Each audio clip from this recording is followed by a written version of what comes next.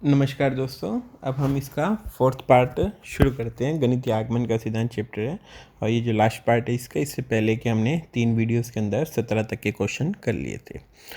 तो आइए अब हम इसका चौथा पार्ट शुरू करते हैं।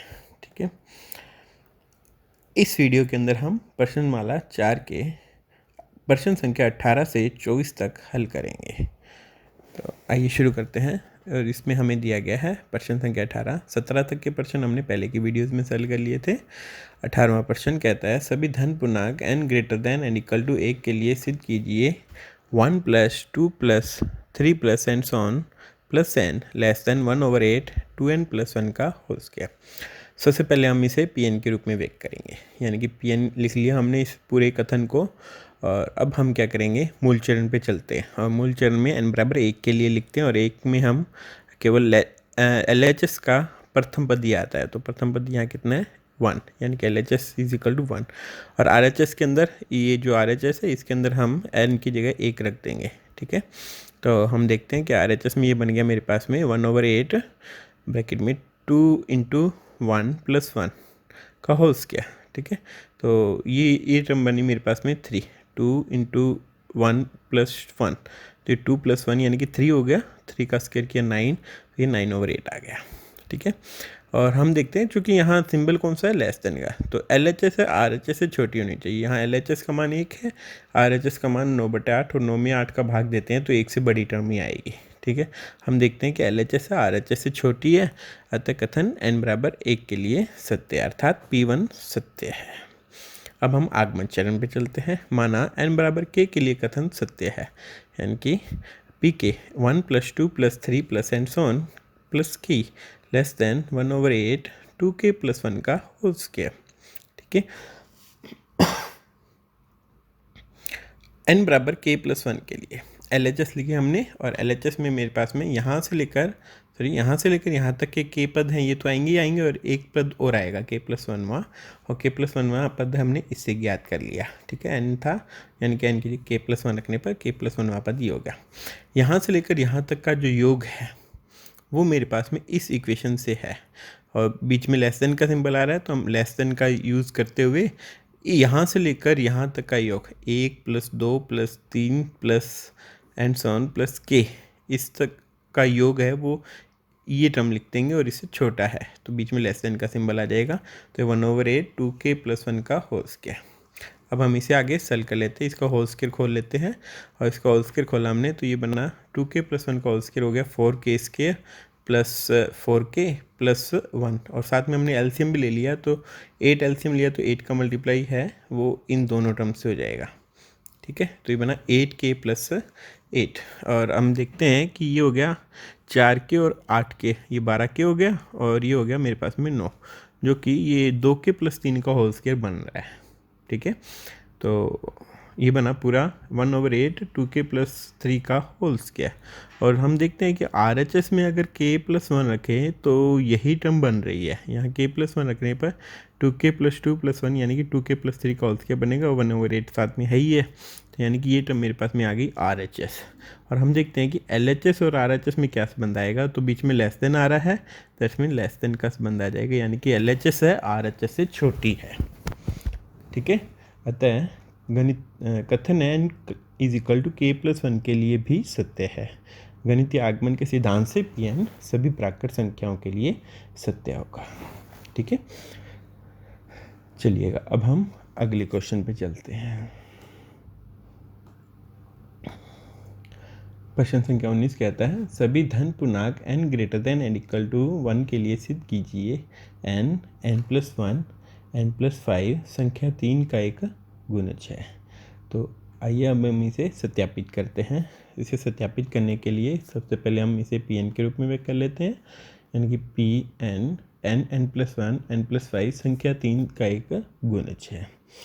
मूल चरण यानी कि n बराबर 1 के लिए 1 रखिए इसमें, तो 1 रखने पर मेरे पास में ये बन जाएगा 1 × 1 + 1 n 1 + 5, और इनका गुना करने के बाद में मेरे पास में ये 6 बना और ये 2 बना, यानी कि 12 आ जाएगा। ठीक है, जो कि 3 का एक गुणज है, अतः P1 सत्य है। अब हम आगमन चरण पे चलते हैं। आगमन चरण में हो गया n बराबर के प्लस n बराबर k के लिए हमने कथन को सत्य मान लिया और k+1 के लिए सत्यापित करेंगे। तो आइए देखते हैं। माना कथन n बराबर k के लिए सत्य है, अर्थात पी के k+1 k+5 संख्या 3 का एक गुणज है। अब यहाँ थोड़ा सा ध्यान देना आपने, ये संख्या है k+1 k+5 3 का गुणज ले रहे हैं, तो मैं इसे 3m फॉर्म का लिख सकता हूँ, ठीक है ना। तो यहाँ हो गया मेरे पास में k+1 k+5 is equal to 3m, और ये हमने मान लिया, ठीक है भी, क्योंकि 3 का गुणज था तो 3m फॉर्म का होगा, ठीक है। और इसका यूज़ करेंगे तो मैं इसका मल्टीप्लाई भी ही कर लेता हूँ, इनका मल्टीप्लाई करता हूँ। तो पहले इन दोनों का मल्टीप्लाई किया तो ये बना k², फिर k से भी मल्टीप्लाई हो जाएगा तो k³ हो जाएगा, ठीक है। 5 का इससे करूँगा तो 5k बनेगा, और k का इससे करूँगा तो ये बनेगा k। तो 5k और k यानी कि 6k हो जाएंगे, और k का मल्टीप्लाई इससे भी कर दूंगा तो मेरे पास में इस प्रकार की टर्म्स आ जाएगी k³ + 6k²। और जब मैंने इन दोनों का किया तो बना 5, तो k से करेंगे बाहर k भी है तो वो 5k आ जाएगा, यानी कि ये टर्म आ गई मेरे पास में, ठीक है। इज इक्वल टू 3m है। इसका यूज़ हम k+1 वाले चरण में करेंगे। चलिएगा अब हम k+1 n बराबर k+1 के लिए लिखते हैं। LHS में मेरे पास में ये बनेगा, ठीक है। n+1 n+5 है, तो ये n की जगह k+1 रखने पर ये टर्म आ गई, ठीक है भी, k+1 +1 n k+1 +5, ठीक है। अब हम इनका सोल्व कर लेते हैं। थोड़ा सोल्व करने पे मेरे पास में ये हो गया, ये 1+1 यानी कि 2 हो जाएगा, और ये 1+5 यानी कि 6 हो जाएगा। इनका मल्टीप्लाई कर लिया और इनका मल्टीप्लाई मेरे पास में इतना आ जाएगा, ठीक है। ये आप मल्टीप्लाई कर लीजिएगा, क्योंकि इनका मल्टीप्लाई अगर हम यहाँ समझाएंगे तो काफ़ी वीडियो काफ़ी लंबी हो जाएगी। तो शॉर्ट में करने के लिए थोड़ा हमने मल्टीप्लाई डायरेक्ट लिख लिया है, और आप इसका मल्टीप्लाई करके देख लीजिएगा, ठीक है। इसका मल्टीप्लाई हमारे पास में इतना आ गया, ठीक है। तो अब देखिएगा हमने इस इक्वेशन का यूज़ करना है, और इस इक्वेशन के अंदर यहाँ 6k² एंड 5k है, तो मैं इसके दो पार्ट कर लेता हूँ। एक तो 6k² कर लूँगा और एक जो बचा हुआ 3k² अलग कर दूँगा। तो मैंने इसके दो पार्ट कर दिए, एक तो ये पार्ट हो गया, ओके, और एक ये वाला पार्ट हो गया, ठीक है। तो ये बन गया 9k²। ऐसा इसलिए तोड़ा किस लिए, ये इक्वेशन बनानी है हमने, ठीक है। ठीक इसी प्रकार 20k के भी हम दो पार्ट कर देंगे, एक तो ये 5k हो जाएगा और एक मेरे पास में ये 15k आ गया। और देखिएगा यहाँ से लेकर यहाँ तक का जो जोड़ है, ये जोड़ 3m के इक्वल है, ठीक है। तो मैं इस जोड़ को 3m के इक्वल लिख देता हूँ। तो 3m + 3k² + 15k + 12, ठीक है भी। तो अब देखते हैं हम कि 3 है वो पूरे से कॉमन आ रहा है। 3 कॉमन आने के बाद में ये टर्म बन जाएगी, जो कि 3 का डिविजिबल है, ये हमें, या 3 का मल्टीपल है, ये हमें स्पष्ट पता चल रहा है, ठीक है। अतः n बराबर k+1 के लिए भी कथन सत्य है। गणितीय आगमन के सिद्धांत से Pn सभी प्राकृत संख्याओं के लिए सत्य होगा, ठीक है भी। तो जब भी मल्टीप्लाई आएगा, जैसे संख्या 3 का गुणज है या 3 का डिविजिबल है, तो हम उसे इस फॉर्म का लिख सकते हैं 3m। इसी प्रकार का क्वेश्चन आगे का है 20वां क्वेश्चन, और 20वें क्वेश्चन में ये 11 का मल्टीपल कह रहा है, 11 से डिविजिबल कह रहा है, ठीक है। तो हम इसे जो केवां पद होगा उसमें 11m मान लेंगे, ठीक है। तो हम शुरू करते हैं। सबसे पहले हमने Pn के रूप में लिख लिया, फिर मूल चरण पे चलते हैं। n बराबर 1 के लिए लिखा हमने, n बराबर 1 के लिए LHS में मेरे पास में यहाँ n का मान 1 रख दिया मैंने। तो 1 रखने पे मेरे पास में आ गया 10 की पावर 2 - 1 + 1, और इसे सरल करने पर 11 प्राप्त हो जाता है, जो कि 11 से भाज्य, अतः P1 सत्य है। आगमन चरण में हमने n बराबर k के लिए सत्य मान लिया, ठीक है, अर्थात 10 की पावर 2k - 1 + 1 11 से भाज्य है, और हम इसे 11m फॉर्म में लिख सकते हैं। जैसे पीछे वाले क्वेश्चन में 3m फॉर्म में लिखा था, क्योंकि वो 3 से भाज्य था या 3 का गुणज था। इसी प्रकार से यहाँ 11 से भाज्य है, तो हम इसे 11m फॉर्म में लिख सकते हैं।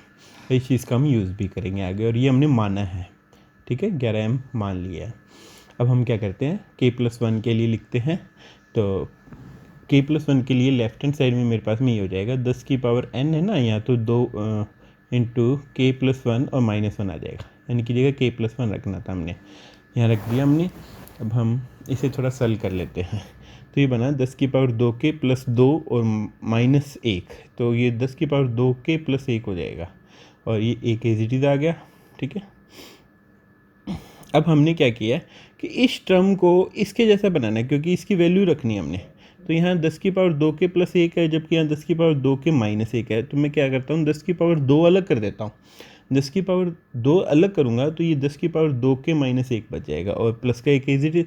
अब इस चीज़ की वैल्यू रखेंगे हम यहाँ से, ठीक है, इस पूरी इक्वेशन से वैल्यू रख देंगे, और इसकी वैल्यू क्या आएगी 11m, और ये उधर जाके माइनस का हो जाएगा, ये यहाँ आएगा तो माइनस का हो जाएगा, ठीक है भी। तो 11m माइनस 1 इस चीज़ की वैल्यू हो गई, ठीक है, इस चीज़ की 11m माइनस 1 वैल्यू होगी, वो हम यहाँ रख देते हैं। तो ये होगी 10 का स्क्वायर तो 100 हो गया, और इसकी value 11m minus 1 and plus का 1, ठीक है भी। इसको सॉल्व कर लेते हैं तो 1100m माइनस 99, क्योंकि जब मैं इसको इससे मल्टीप्लाई करूँगा तो ये मेरे पास में माइनस का 100 बनेंगे और प्लस का 1, तो ये मेरे पास में माइनस का 99 आ जाएगा, और इससे पूरे से 11 कॉमन आ रहा है, तो ये हो गया मेरे पास में 100m माइनस 9, ठीक है। अर्थात मैं देख सकता हूँ कि ये संख्या 11 से भाज्य है, क्योंकि 11 मल्टीप्लाई में आ गया ना। अतः n बराबर k+1 के लिए भी कथन सत्य है। गणितीय आगमन के सिद्धांत से Pn सभी प्राकृत संख्याओं के लिए सत्य है, ठीक है भी। चलिएगा अब हम आगे वाले क्वेश्चन पे चलते हैं। 21वें क्वेश्चन में हमें दिया गया है x की पावर 2n माइनस वाई की power 2n x plus y से भाज्य है। तो जैसे हमने पहले किया था सेम उसी प्रकार से ही करेंगे इसे भी। सबसे पहले हम इसे Pn के रूप में व्यक्त कर लेते हैं, फिर n बराबर 1 के लिए लिखते हैं। n बराबर 1 के लिए ये लेफ्ट हैंड ये टर्म मेरे पास में बनेगी बेटा x की पावर 2 माइनस वाई की पावर 2, ठीक है भी, 1 रखने पर तो ये हो गया x के माइनस वाई स्क्वायर, इसके दो गुणनखंड हो गए x प्लस वाई और x माइनस वाई, दो गुणनखंड हो गए। तो ये x प्लस वाई से भाज्य है, ये सिद्ध हो रहा है अपने आप में ही, ठीक है। अतः P1 सत्य है। अब हमने n बराबर k के लिए सत्य मान लिया इसे, और सत्य मान लिया, दैट्स मीन x की पावर 2 के माइनस वाई की पावर 2 के x प्लस वाई से भाज्य है।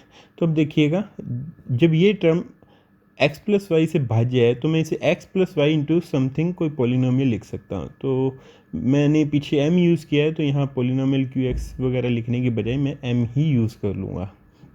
x की पावर 2 के माइनस वाई की पावर 2 के बराबर x plus y into m, ताकि आपको समझ में आ जाए अच्छे से, क्योंकि इससे पहले वाले क्वेश्चंस में तो 11 से डिविजिबल कहा था और उससे पहले 3 का मल्टीपल कहा था, तो हमने वहाँ 3m लिखा था, और इससे पहले वाले क्वेश्चन में 11m लिखा था। तो जब इससे भाज्य है तो हम x plus y into m लिख सकते हैं। वैसे यहाँ हमें पोलिनोमियल qx लिखना चाहिए, तो चूँकि m भी लिखोगे तो कुछ गलत नहीं है। m यहाँ हम कह देंगे कि एक पोलिनोमियल है, ठीक है, mx फॉर्म में लिख सकते हैं हम mx, ओके। तो चलो m लिख कर हम इसे सॉल्व कर लेते हैं। ये हमने मान लिया। आगे हम लिखते हैं n is equal to k+1 के लिए। n is equal to k+1 के लिए यहाँ k+1 रखने पर मेरे पास में ये टर्म्स आ जाएंगी, x की पावर 2 k+1 और माइनस वाई की पावर 2 ब्रैकेट में k+1, ठीक है। जब मैं इससे मल्टीप्लाई कर लेता हूँ तो ये मेरे पास में आ जाएगा x की पावर 2k+2 एंड y की पावर 2k+2, ये माइनस में आ गया, ठीक है। अब देखो बच्चों, हमारे पास में यहाँ x की पावर 2k माइनस वाई की पावर 2k आ रही है, जबकि यहाँ प्लस 2 आ रही है, प्लस 2 आ रही है, ठीक है ना। तो मैं x स्क्वायर यहाँ से अलग कर दूंगा, ये 2 पावर अलग कर दूंगा, इसकी भी 2 पावर अलग कर देता हूँ, ठीक है। तो यहाँ से x का स्क्वायर अलग कर दिया और x की पावर 2k बच गया। इसी प्रकार यहाँ से y स्क्वायर अलग कर दिया और y की पावर 2k बचा। अब मैं इस x की पावर 2k की वैल्यू रखूँगा, ठीक है, इस इक्वेशन से रखनी है मैंने, इस इक्वेशन से। तो इस इक्वेशन से x की पावर 2k की वैल्यू निकालने के लिए ये टर्म इधर आ जाएगी, ठीक है भाई, यहाँ आ गई ये टर्म। तो यहाँ आने के बाद में ये मेरे पास में क्या बना भी, ये इधर प्लस में आएगी, और प्लस में आने के बाद में होगी x की पावर 2k की वैल्यू y की power 2k plus x plus y into m, ये वैल्यू रख दी मैंने इसकी, ठीक है। तो मैं एक्स स्क्वायर का मल्टीप्लाई इससे भी कर लेता हूँ और एक्स स्क्वायर का मल्टीप्लाई इससे भी कर लेता हूँ। तो मैं देखता हूँ कि जब मैंने मल्टीप्लाई एक्स स्क्वायर का इससे किया, और तो वाई की पावर 2 के कॉमन आ जाएगा, इन दो टर्म्स जो बनेगी, और उसमें से वाई की पावर 2 के कॉमन ले लिया तो एक जगह तो आ गया एक्स के माइनस वाई स्क्वायर, और जब मैंने इसका मल्टीप्लाई इससे किया और वो टर्म यहाँ लिख दी मैंने आगे, ठीक है। तो अब देखते हैं, इसके दो फैक्टर हो गए, एक तो एक्स प्लस वाई और एक एक्स माइनस वाई। तो एक्स प्लस वाई कॉमन आ जाएगा, ठीक है, एक्स प्लस वाई कॉमन आया तो यहाँ बचेगा मेरे पास में एक्स माइनस वाई, ये थोड़ा गलत हो गया, यहाँ माइनस आना चाहिए, ठीक है। यहाँ बचा x minus y into y की power 2k plus x square into m, ठीक है। तो अब देखिएगा, हम देख सकते हैं कि ये पूरी जो टर्म है एक्स प्लस वाई से डिविजिबल है। हम लिख देंगे जो कि संख्या एक्स प्लस वाई से भाज्य अतः n बराबर k प्लस 1 के लिए कथन सत्य है। गणितीय आगमन के सिद्धांत से Pn सभी प्राकृत संख्याओं के लिए सत्य है। ठीक है, भी क्वेश्चन समझ आया? तो हम ये हर बार k प्लस 1 वाले पद के अंदर इसका यूज़ करेंगे। ठीक है, और यहाँ हमें x प्लस वाई से भाज्य कहा था तो हमने x plus y into m के इक्वल रख लिया था। इससे पहले वाले में 11m रखा था और उससे पहले वाले क्वेश्चंस के अंदर 3m रखा था, क्योंकि वो 3 का मल्टीपल था। मल्टीपल हो या डिविजिबल हो हम उस फॉर्म का लिख लेते थे। चलिएगा अब हम इसके आगे वाले क्वेश्चन पे चलते हैं। 22वां क्वेश्चन। 22वें क्वेश्चन में कहता है 3 की power 2n plus 2 minus 8n minus 9 8 से भाज्य है। ठीक है, तो इसे भी हम उसी प्रकार से कर लेंगे। तो पहले एक के लिए हम सत्य सत्यापित कर लेते, एक के लिए लिखा हमने, तो एक रखेंगे तो यहाँ 3 की पावर 4 बनेगा, माइनस 8 हो जाएगा और माइनस का 9। ठीक है, ये 64 बना और जो कि 8 से भाज्य है। ठीक है, ये P1 सत्य हो गया।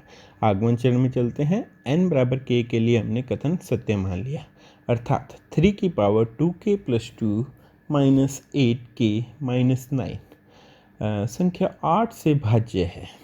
ठीक है, यानी कि हम इसे 8m फॉर्म में लिख सकते हैं। 3 की power 2k plus 2 minus 8k minus 9 is equal to 8m, ये हमने मान लिया है।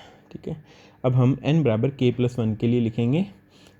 तो देखिएगा n की जगह k प्लस 1 रखना है, तो ये हो गया 3 की पावर 2 ब्रैकेट में k प्लस 1 प्लस 2 माइनस 8, और n की जगह यहाँ भी k प्लस 1 रखना है, तो k प्लस 1 माइनस 9 आ गया। ठीक है, तो इसे थोड़ा सोल्व कर लेते हैं। तो ये बना मेरे पास में 3 की power 2k plus 2 okay n plus 2 minus 8k minus 8 हो जाएगा और माइनस का 9 आ गया। तो देखो बच्चों, हमारे पास में जो ये इक्वेशन है इसके अंदर यहाँ 3 की पावर 2k प्लस 2 आ रहा है, और यहाँ जबकि 3 की पावर 2k प्लस 2 बन रहा है, तो मैं 3 का स्केयर अलग कर देता हूँ यहाँ से। ठीक है, तो 3 का स्केयर अलग किया तो ये टर्म बच गई। अब मैं इस चीज़ का जो मान है ओके वो यहाँ से रख दूँगा, तो यहाँ से इसका मान आ जाएगा। ये दोनों उधर कैसे जाएंगे, प्लस में हो जाएंगे, तो मैं इसका मान रखता हूँ यहाँ से। तो ये हो गया 8m, और ये इधर आके कैसा हो जाएगा, अभी प्लस का होगा, और ये भी इधर आके कैसा होगा, प्लस का होगा। तो मैंने क्या किया, 3 की पावर 2k प्लस 2 की वैल्यू यहाँ रख दी। ठीक है, यहाँ रखी, तो ये बना 3 की पावर 2k प्लस 2 की value 8m plus 8k plus 9। तो मैं इसे सॉल्व कर लेता हूँ। इसका मल्टीप्लाई इससे किया, इससे भी किया और इससे भी किया, और फिर सॉल्व करने के बाद में मेरे पास में ये टर्म आ जाएगी। और इसे थोड़ा आगे सॉल्व किया तो मेरे पास में ये टर्म 8 कॉमन आ जाएगा। देखो ये 64k है और ये है माइनस के, सॉरी ये 72k और ये माइनस के 8k, तो 64k बनेंगे प्लस के, और इसमें से 8 कॉमन लेंगे तो ये 8k बच जाएगा। ठीक इसी प्रकार ये 81 है और ये माइनस के 17 है, तो प्लस के 64 बनेंगे और उसमें से 8 कॉमन ले लेंगे हम, तो हमारे पास में 8 बच जाएगा, तो जो कि 8 से भाज्य है। अतः n बराबर k प्लस 1 के लिए कथन सत्य है। ठीक है, गणितीय आगमन के सिद्धांत से सभी प्राकृत संख्याओं के लिए कथन सत्य है। ठीक है भी, चलिएगा अब हम इसके आगे वाले क्वेश्चन 23वें पे चलते हैं। और 23वें क्वेश्चन में कहता है 41 की पावर n माइनस 14 की पावर n 27 का गुणज है। तो ये क्वेश्चन बेटा सेम x की पावर 2n माइनस वाई की पावर 2n की तरह है, जो कि x प्लस वाई से भाज्य था। तो हम वैसे ही कर लेते हैं, एक बार इसे मूल चरण में x n बराबर 1 लिया हमने, n की जगह 1 रखने पर 41 की पावर 1 माइनस 14 की पावर 1, तो 41 में से 14 गई तो बना 27, जो कि 27 का गुणज है। अतः P1 सत्य है। अब हम आगमन चरण पे चलते हैं। माना n बराबर k के लिए कथन सत्य है, अर्थात 41 की पावर k माइनस 14 की पावर k 27 का गुणज है। क्योंकि 27 का गुणज है तो इसे 27m फॉर्म में लिखा जा सकता है, और ये हमने मान लिया है। ओके, तो n बराबर k प्लस 1 के लिए आगे वाला पद लिखते हैं हम। तो ये मेरे पास में आएगा LHS में 41 की पावर k प्लस 1 माइनस 14 की पावर k प्लस 1। तो अब देखिएगा हमारे पास 41 की पावर k माइनस 14 की पावर k आ रही है, तो यहाँ एक एक पावर मैं अलग कर देता हूँ दोनों की। तो 41 की पावर 1 अलग कर दी और 41 की पावर k बची। इसी प्रकार यहाँ 14 की पावर 1 अलग कर दी और 14 की पावर k को अलग कर दिया। ठीक है, अब मैं 41 की पावर k की वैल्यू रखूँगा इस इक्वेशन से। ठीक है। 41 की पावर k की वैल्यू क्या आएगी, ये उधर जाके प्लस का हो जाएगा, यानी कि 41 की पावर k की वैल्यू हो गई 27m प्लस 14 की पावर k। और अब मैंने इस 41 का मल्टीप्लाई इससे और इससे भी कर दिया, इन दोनों टर्म से मल्टीप्लाई किया 41 का, तो ये हो गया 41 इंटू 27m प्लस 41 इंटू 14 की पावर k माइनस 14 इंटू 14 की पावर k, तो था ही हमारे पास में। अब इन दोनों टर्म्स से, इससे और इससे, इन दोनों टर्म से 14 की पावर k कॉमन ले लिया, 14 की पावर k कॉमन लिया तो 41 माइनस 14 प्लस 41 इंटू 27m, ये टर्म पड़ी है मेरे पास में, तो और ये बनेगा मेरे पास में 27, और 27 दोनों से कॉमन आ जाएगा, तो 27 दोनों से कॉमन आने के बाद में 14 की पावर k प्लस 41m बचा, अतः जो कि संख्या 27 का एक गुणज है। अतः कथन n बराबर k+1 के लिए भी सत्य है। गणितीय आगमन के सिद्धांत से कथन Pn सभी प्राकृत संख्याओं के लिए सत्य है। ठीक है भाई, ये क्वेश्चन नंबर 23 पूरा हुआ। अब हम क्वेश्चन संख्या जो लास्ट है इस चैप्टर का उस पर चलते हैं, और उसमें हमने प्रूव करना है 2n+7 लेस देन n+3 का होल स्क्वायर। तो हम पहले Pn से व्यक्त कर लेते हैं, मूल चरण पे चलते हैं। n बराबर 1 के लिए लिखा, लेफ्ट हैंड साइड में 2 गुना 1 प्लस 7 बनेगा, जो कि हो गया मेरे पास में 9, और RHS में बना n की जगह 1 रखने पे 1 प्लस 3 का होल स्क्वायर, और ये बना 4, 4 का स्क्वायर हो गया 9, सॉरी 4 का स्क्वायर हो गया 16। हम देखते हैं कि यहाँ लेफ्ट लेस देन का सिंबल है, ठीक है, तो यानी कि LHS RHS से छोटी होनी चाहिए, तो जो कि है 9 16 से छोटा होता है, इसलिए LHS RHS से छोटी है, अर्थात कथन P1 सत्य है। आगमन चरण पे चलते हैं हम। n बराबर k के लिए हमने कथन सत्य मान लिया, यानी कि 2k+7 लेस देन k+3 का होल स्क्वायर। अब हम n बराबर k+1 के लिए लिखते हैं, लेफ्ट हैंड साइड में यहाँ k+1 रखने पर ये 2k+1 + 7 आ जाएगा। ठीक है, हमने इसे देखिएगा, अब ये 2k+2 + 7 बनेगा, तो 2 तो अलग कर दिया, और 2k+7 की जगह मैं इसका यूज़ कर लूँगा। ठीक है ना, तो चूँकि लेस देन का सिंबल था तो लेस देन लगा दिया हमने, और 2k+7 है ना जो, उसकी जगह हमने लिख दिया k+3 का होल स्क्वायर, और प्लस का 2 अलग हो गया। ठीक है भी, क्योंकि जब मैं इसका मल्टीप्लाई इससे करता हूँ और इससे करता हूँ तो एक तो बनेगा 2k और प्लस का 2, और प्लस 2 तो अलग हो गया, और 2k+7 उसकी जगह हमने ये लिख दिया, और बीच में कौन सा सिंबल आ गया, लेस देन का। ठीक है, अब हमने इसे सरल कर लिया, चूँकि ये टर्म इसके इक्वल है तो यहाँ इक्वल आएगा। ठीक है, तो ये हो गया k² + 6k + 9 + 2। ठीक है, इसे और आगे सरल किया तो ये हो गया k² + 6k + 11। अब देखिएगा RHS में हमें क्या चाहिएगा, RHS में हम जब हम यहाँ k+1 रखेंगे तो k+4 का होल स्क्वायर बनेगा, और k+4 का होल स्क्वायर होता है मेरे पास में k² + 8k + 16। तो क्या मैं इसे ऐसा लिख सकता हूँ, सॉरी ये पहले आ गया है, ठीक है ना, यस। अब आप देखिएगा इसे, तो अभी मैंने क्या किया, इस टर्म को मैंने क्या किया कि यहाँ 6k + 11 था, उसकी जगह मैंने लिख दिया 8k + 16। ऐसा इसलिए लिखा ताकि मैं k+4 का होल स्क्वायर बना सकूँ। ठीक है, तो यहाँ बीच में कौन सा सिंबल आ जाएगा, लेस देन का। अब लेस देन क्यों आया, क्योंकि k एक धन पूर्णांक है।